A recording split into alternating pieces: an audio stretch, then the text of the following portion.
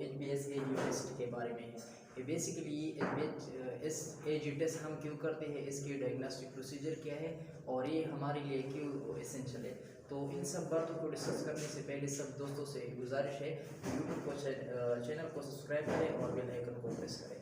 तो सबसे पहले शुरू करते हैं अपना टॉपिक HbsAg टेस्ट। बेसिकली इसको HbS hepatitis B surface antigen भी उसको कहा जाता है। हेपेटाइटिस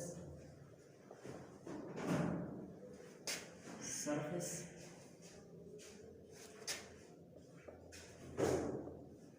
एंटीजन और इसका जो दूसरा नाम है वो इसको हेपेटाइटिस बी एसोसिएटेड एंटीजन और इसका जो तीसरा नाम है वो इसको हेपेटाइटिस बी ऑस्ट्रेलियन एंटीजन भी कहा जाता है। बेसिकली ये हम क्यों करते हैं, इसका जो डायग्नोस्टिक प्रोसीजर है वो हम इसलिए करते हैं कि हम ये अंदाज़ा लगा सकते हैं कि इस बंदे को हेपेटाइटिस बी है कि नहीं।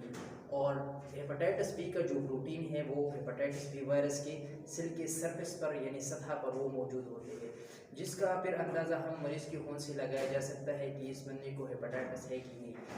तो हेपेटाइटिस बी HbsAg के टेस्ट के लिए जो खून का नमूना लिया जाता है वो 3C5cc है, यानी 3C5 ml हम खून का नमूना लेते हैं जेल ट्यूब में या टॉप ट्यूब में और फिर उसको सेंट्रीफ्यूज करके उनको सीरम की निकालती है और फिर लेबोरेटरी में उनको देखती है कि इनमें हेपेटाइटिस बी सरफेस एंटीजन ये प्रेजेंट है कि नहीं। तो इन सब चीज़ों के अगर इसमें प्रेजेंट है तो फिर हम अंदाज़ा लगा सकते हैं कि ये हेपेटाइटिस बी जो इन्फेक्शन है ये इनकी वजह से है या कई और वायरस की वजह से है। तो फिर हम जब उसके टेस्ट पॉजिटिव आ जाए तो फिर हम इससे ये भी अंदाज़ा लगा सकते हैं कि ये क्रॉनिक है या फिर एक्यूट है।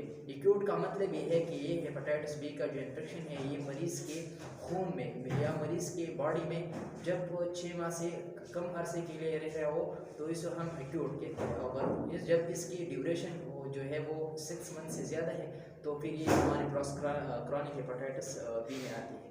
तो ये हमारे पास एक वायरस है एंजेस्टिस के वायरस है जिसके ये सरफेस पर ही इधर पे ये एंटीजन जो है वो प्रेजेंट होते हैं, ठीक है। इधर पे भी है एंटीजन और एक इधर पे भी है, इसको हम सरफेस एंटीजन कहते हैं, ठीक है, सरफेस। और ये वाली जो इनसाइड है इसके इसको हम ई एंटीजन कहते हैं, ठीक है। और ये जो अंदर वाली है ये वाली इसको हम हेपेटाइटिस बी कोर एंटीजन कहते हैं, ठीक है। तो अगर हम किसी बंदे में हेपेटाइटिस बी का टेस्ट करते हैं तो सबसे पहले हमें ये वाला जो एंटीजन है ये हमें मरीज़ के खून में हम ये देख सकते हैं। अगर जब किसी मरीज़ के खून में हेपेटाइटिस बी सरफेस वाला एंटीजन प्रेजेंट हो तो हमें ये अंदाज़ा फिर लगाया जा सकता है कि इस बंदे को हेपेटाइटिस है। तो ये डायग्नोस्टिक प्रोसीजर इसकी क्या है, हम क्यों करते हैं, इसकी तशख़ीसी अहमियत क्या है। तो बेसिकली ये हम उन लोगों में करते हैं जैसे ब्लड डोनर है। अगर एक बंदा किसी दूसरे सेहतमंद बंदे को खून दे सकता है तो इससे पहले हम हेपेटाइटिस बी का टेस्ट जो है वो करते हैं कि अगर एक बंदे को ये इन्फेक्शन है और वो अपना खून किसी दूसरी बंदी को दे तो कि ये इन्फेक्शन जो है ना वो उधर उस दूसरी वाली बंदी में वो मतलब ट्रांसफर ना हो जाए, ठीक है। ये सब चीज़ें देखती है, ब्लड डोनर में देखती है, सर्जरी से पहले भी इस टेस्ट को परफॉर्म करती है क्योंकि हमारे पास जो ओटी है उधर में बहुत सारे इंस्ट्रूमेंट होते हैं। एक वो इंस्ट्रूमेंट होते हैं जो मतलब उन पेशेंट के लिए होते हैं जिसके हेपेटाइटिस बी HCV ये चीज़ें नहीं होती, वो इंस्ट्रूमेंट उन लोगों के लिए होते हैं। फिर दूसरी नंबर पर हमारे पास वो होते हैं जो हेपेटाइटिस बी की वायरस है उनके लिए जुदा इंस्ट्रूमेंट है और हेपेटाइटिस ई और सी के लिए जो इंस्ट्रूमेंट्स है वो अलग है।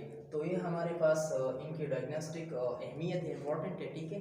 ये सब चीज़ें तो हमने डिस्कस कर ली है। बाकी इसमें जो हमारे पास ये टेस्ट है इसके लिए एलेजा किट भी आती है जिसमें एक अलहदा किट होती है। फिर टेस्ट में जो है ना वो उधर लेबॉर्ट्री में उधर एलेजा किट में अपने लिए अलहदा किट आती है, उसमें एक चीज़ें करती है कि बंदे को हेपेटाइटिस है कि नहीं है। और इसके लिए जो खून का नमूना लिया जाता है वो तो मैंने पहले भी आपको बता दिया 3C5 ml red top tube या जेल वाली ट्यूब में हम लेते हैं।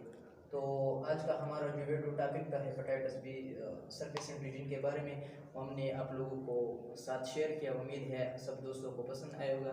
तो मेरे चैनल को सब्सक्राइब करें और बेल आइकन को प्रेस करना मत भूलिए। थैंक यू, मेहरबानी।